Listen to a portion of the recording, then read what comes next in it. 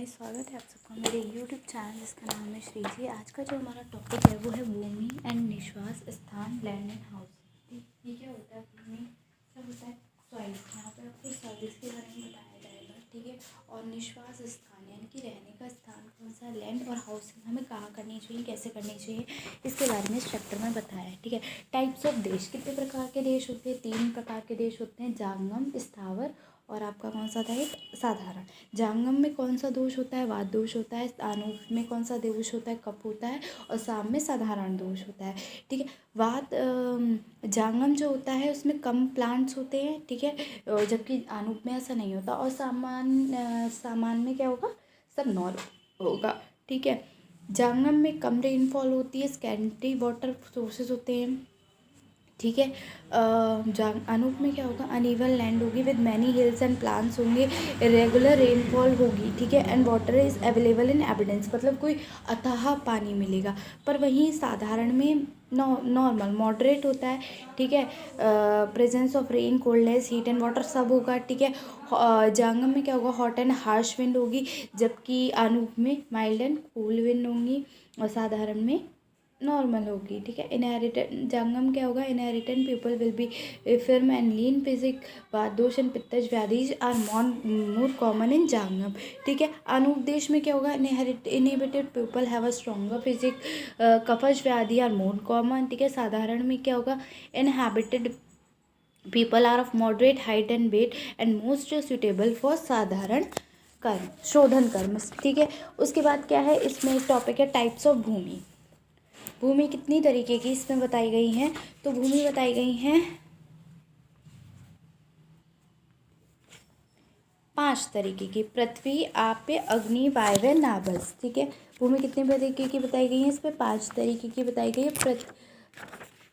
Parthiv land with rock, stable, heavy bluish black और black with many large trees and plants of some species. आप भूमि, land which is uncontiguous, cold, have many water sources, tender and uncontinuous plant of whitish color. Agni bhumi, land which have a small rocks of various colors, sparse growth of plant of whitish color. Vayva bhumi, land which is dry with soil of ashen color, prominent the thin trees with. Nabhas bhumi, land which has soft soil, pits in the ground, juice of plants and water is not tasty, sapless but large trees with grow all around, huge mountain, black bluish black soil. Types of soil, कितने प्रकार की मिट्टी मिल जाती है? Depend करता है, ठीक है। Mud found in different parts of the world have different properties, ये बात सही है। The mud composition varies with the place and the origin, ठीक है। Firstly, the mineral constituent of mud varies with the kind of rocks found in the region and the process of soil formation. Secondly, the properties of mud are influenced by the flora and fauna of the region. Black mud, fungo, moss and clay. Black mud क्या होती है? Dark cotton soil having some greases. It is rich in minerals and retained water from a long time. Pango, it is a thermal mud from a hot springs, moors composed of minute amount of inorganic substance as well as sulfur, sulfates and iron. Clay, it helps to tighten pores, improves skin tone and preserves its balance. It is of different kinds. Sandy, देखो कितने colour की होती है? 6 colour की होती है। कौन कौन से है वो? Blue colour, green, yellow, red, pink और वाइट, ठीक है। नेक्स्ट है land types of Sandy soil, soil having biggest particle size with good irrigation, ये भी पूछा जा सकता है, ठीक है। Silty soil, it is like Sandy soil but having more nutrition, it is more fertile. Clayey soil, very fine soil with poor aeration, ये सब हम पढ़ चुके, ठीक है। उसके बाद soil and health, soil affects the human health by producing some soil borne disease, example borne infections, hookworm होता है, cholera, dysentery, typhoid, tetanus, good gangrene, tuberculosis and other respiratory infection. Land pollution, land pollution is a degradation of earth's land surface mostly caused by human activities. cause क्या है? Deforestation है, soil erosion है, agriculture activities है, fertiliser है, pesticides है, chemical से है, mining activities है, ओवर क्राउडेड लैंडफिल्स है, इंडस्ट्रियलाइजेशन है, construction activities, nuclear waste, solid waste disposal, sewage.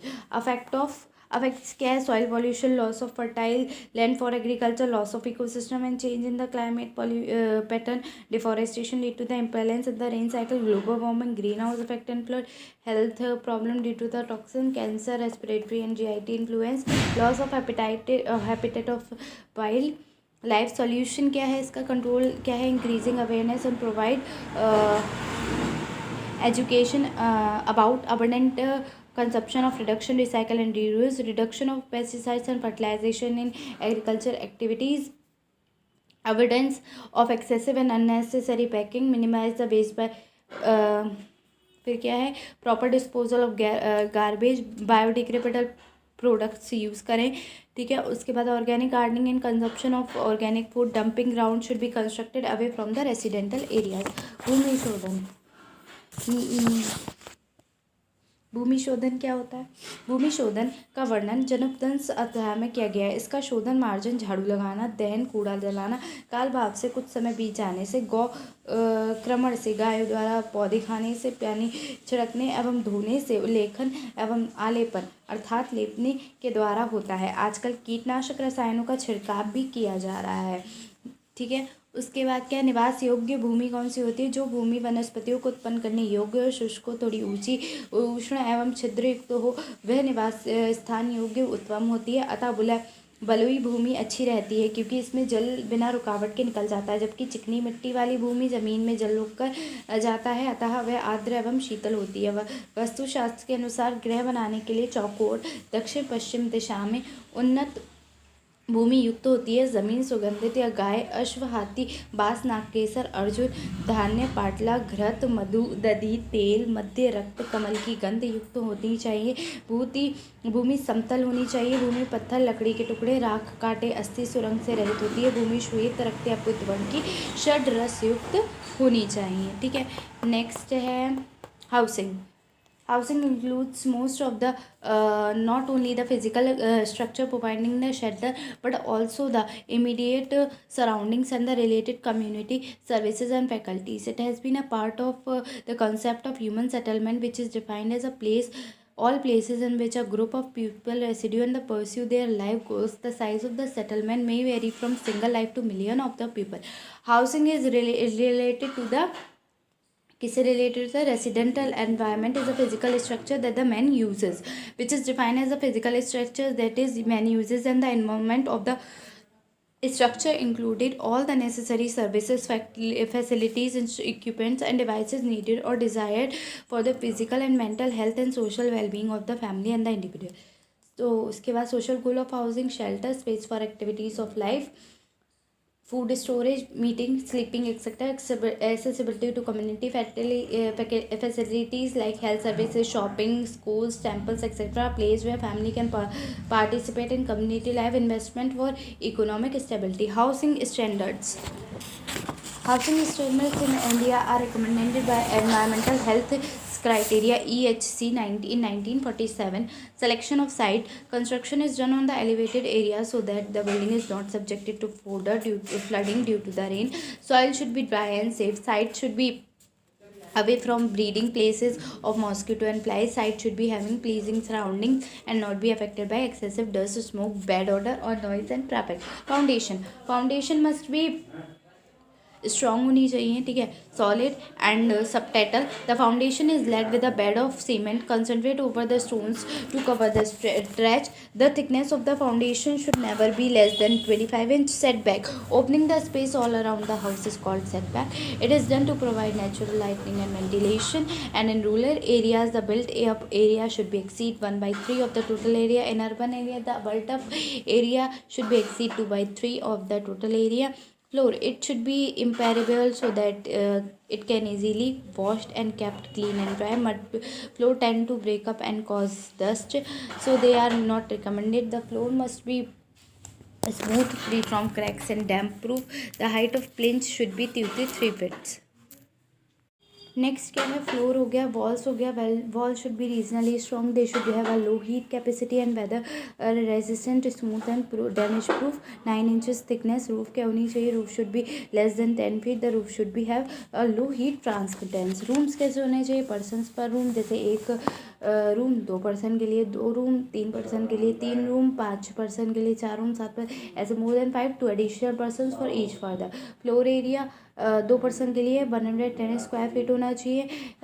1.5% मतलब अगर बच्चा है तो 90 से 100 स्क्वायर फीट, अगर एक है तो 70 से 90 काफ़ी है, और आधा पर्सन है मतलब एक कोई भी है तो 50 से 70 भी काफ़ी है, और अगर इससे कम है तो नहीं। अभी भी under 12 months are conducted as half a unit. Cubic space कितना हो चाहिए एक 500 to 10,000 feet per capita. 2 windows for every living room with opening to external atmosphere. Windows should be placed at the height of 3 feet above the floor. Window area should be 20% of floor area। ठीक है, उसके बाद lightning कैसी होनी चाहिए। The day light factor should exceed 1% over half the floor area. और kitchen कैसा होना चाहिए। Separate kitchen with adequate light, proper waste supply, protected against dust and smoke, sufficient storage area, a sink for wash dishes and with pure drainage. Rural housing कैसी होनी चाहिए। In rural area the approved standard may be lower than in towns.